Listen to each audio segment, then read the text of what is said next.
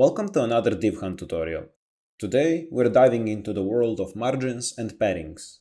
These simple yet powerful tools will help you control the spacing and layout of your website. Let's begin by exploring paddings and margins through this simple animation. Imagine you have a card with content inside it. By default, the content stretches to fill the available space. If you wish to create some breathing room within the card to push the content away from the edges, that's where padding comes into play. Now, margins work in the opposite direction. They help you create space outside of your element. For instance, if you have multiple cards that are stuck to each other and you want to create some separation, you can achieve that by using margins property. Before we get into margins and paddings, it's important to note that I'll be working with looped elements.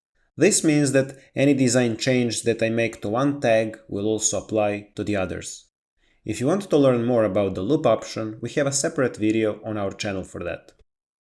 Now, let's see how all of this looks like in live action. Let's add some top space to this card, and to achieve that, we'll use top padding.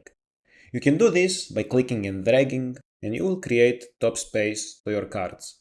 Or, if you want to have specific values for your padding, you can just open this pop-up and manually input the value you want. We also offer predefined options for your convenience, which you can use in just 2 clicks. Now, after we saw how can you add one parameter, let's explore how to adjust opposing parameters at the same time. For that example, let's take these buttons. Let's see how can we add top and bottom padding and left and right at the same time. It's simple. Just hold down the Alt key on your keyboard and start dragging. You will notice that values are added to both top and bottom padding simultaneously, and I can do the same for left and right. This can save you some time because you don't have to go from parameter to parameter and input same values.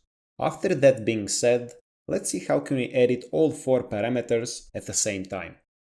If I want to apply padding to all sides at once, I simply hold down the Shift key on my keyboard and start dragging.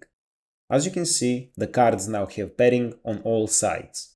It's important to mention that all of these handy shortcuts work for the margins as well. Now, after discussing paddings, let's dive into margins.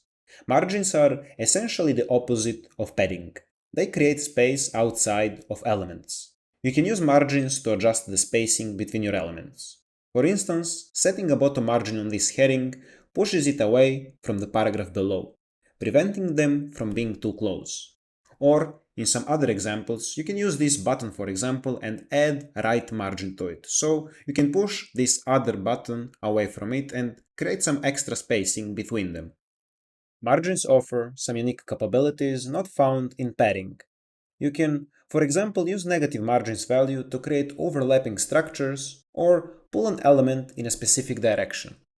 But you need to be careful when you're working with negative values for margins. It will be best to use some smaller values in order not to mess up your structure on some smaller devices.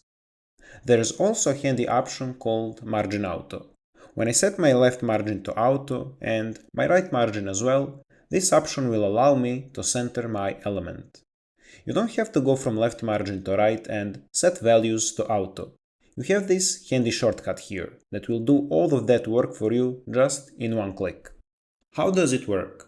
Well, margins automatically calculate the available free space and distribute it evenly between the margins. In this example, both left and right margins evenly share the free space, resulting in our tag being centered. Keep in mind that this centering method requires your tag to have defined width in order to work.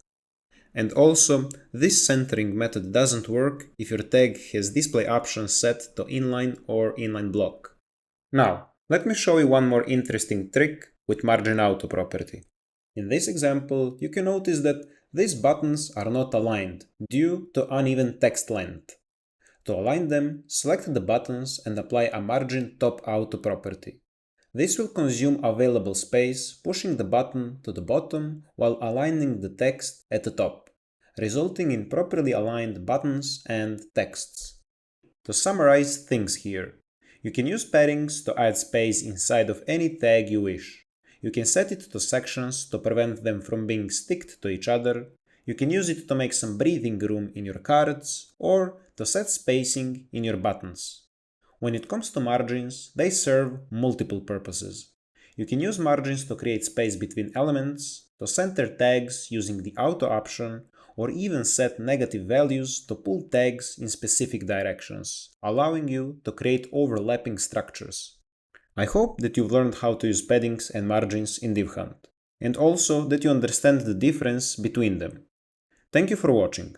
Don't forget to subscribe to Divhunt for more amazing tutorials. Until the next time, happy building!